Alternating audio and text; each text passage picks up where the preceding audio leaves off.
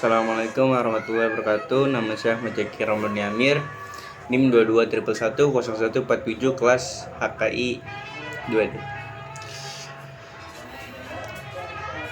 Saya akan menjelaskan apa itu epistemologi.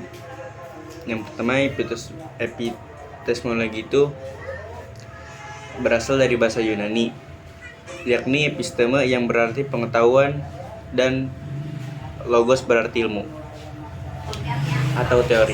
Jika didefinisikan, epistemologi artinya cabang filsafat yang berkaitan dengan sifat, asal, karakter, serta jenis pengetahuannya. Tujuan epistemologi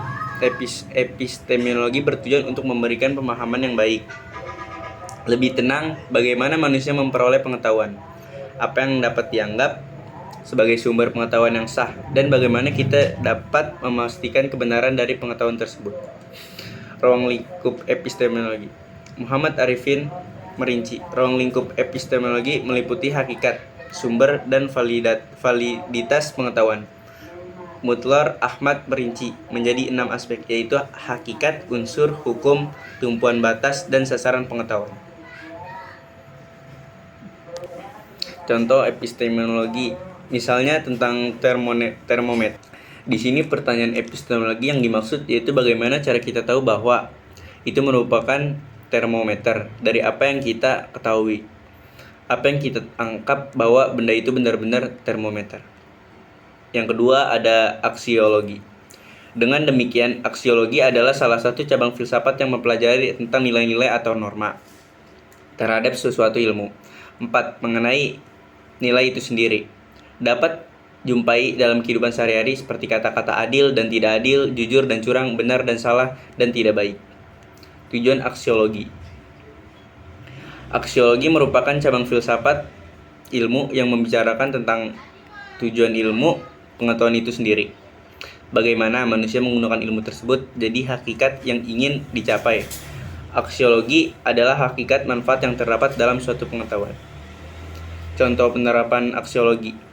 Penerapan aksiologi pendidikan misalnya pada etika, yaitu ketika guru mengajar kepada siswa yang sangat keras, tetapi mengajarkannya dengan sikap lemah lembut, atau dengan contoh yaitu adanya mata pelajaran kewarganegaraan yang mengajarkan tentang bagaimana bersikap baik.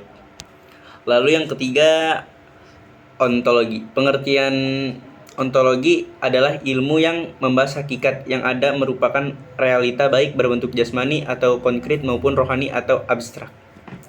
Tujuan ontologi yang merupakan salah satu kajian filsafat ilmu mempunyai beberapa manfaat, diantaranya sebagai berikut. Membantu untuk mengembangkan atau mengkritis berbagai bangunan sistem pemikiran yang ada, lalu membantu memecahkan masalah pola relasi antar berbagai eksisten dan eksistensi. Contoh ontologi dalam kehidupan sehari-hari, misalnya ontologi rumah. Pada zaman sekarang banyak sekali model dan bentuk dari rumah, semisal rumah susun dan apartemen yang di mana bentuk rumah tersebut tidak ada pada zaman dahulu. Ontologi filsafat umum. Sebelum kita masuk pada cangkupan dan kajian aspek ontologi filsafat hukum, maka kita perlu meletakkan fungsi ontologi. Ajaran ontologi dalam filsafat ilmu tidak membatasi jangkauannya hanya pada suatu wujud tertentu. Penelusuran ontologi mengkaji apa yang merupakan keseluruhan yang ada secara objektif ditangkap oleh panca indera, yaitu pada taraf metafisika akan mengkaji dan membicarakan problem watak yang sangat mendasar dari benda atau realitas yang ada di belakang pengalaman yang langsung secara komprehensif. Oleh karena itu, ontologi akan mencari dan mengkaji serta membicarakan watak realitis tertinggi, hakikat, atau wujud being.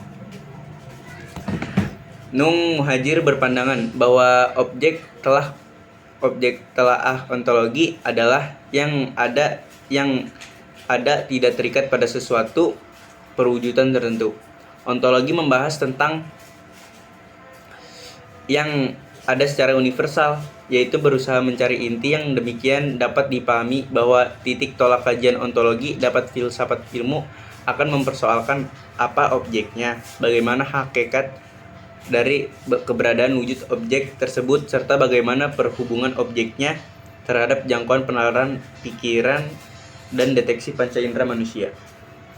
Aspek ontologi filsafat umum berusaha untuk menemukan objeknya, bagaimana kita dapat memahami wujud hukum yang sesungguhnya, makna tertinggi. Sementara kita hanya mempersoalkan bahwa hukum harus begini dan hukum harus begitu, tanpa melihat apa sesungguhnya dari hukum, dari objek hukum itu sendiri. Dengan kata lain, filsafat hukum adalah ilmu yang mempelajari hukum secara filosofis. Demikian pula menurut Abdul Ghafur Ansori bahwa objek filsafat hukum adalah hukum, dan objek tersebut dikaji secara mendalami sampai pada inti atau dasarnya, yang disebut sebagai hakikat.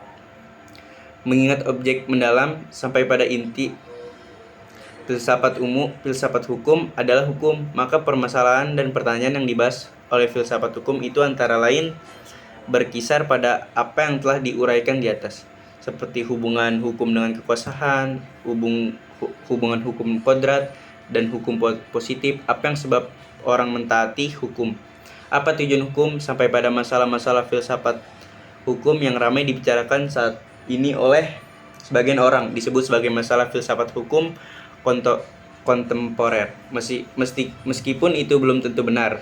Oleh karena itu, masalah tersebut jauh sejak dulu telah diperbincangkan.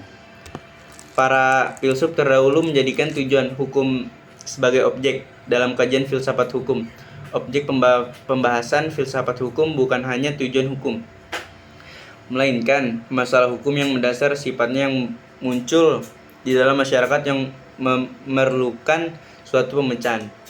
Karena perkembangan filsafat hukum selalu berupaya dinamis menembus permasalahan yang bersinggung hukum, dan secara terus-menerus mencari jawaban di balik apa yang telah tertuntaskan ultimates.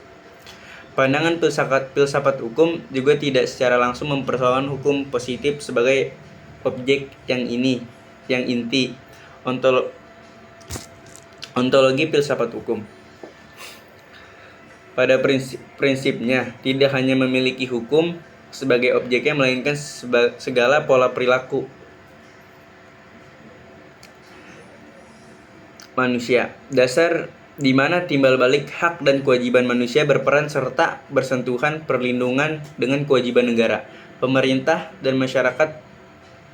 Menurut kami bahwa yang dimasukkan dengan objek filsafat hukum yaitu hak dan kewajiban, keadilan, perlindungan, atau pencegahan. Itu yang dapat saya ketahui, kurang lebihnya mohon maaf. Wassalamualaikum warahmatullahi wabarakatuh.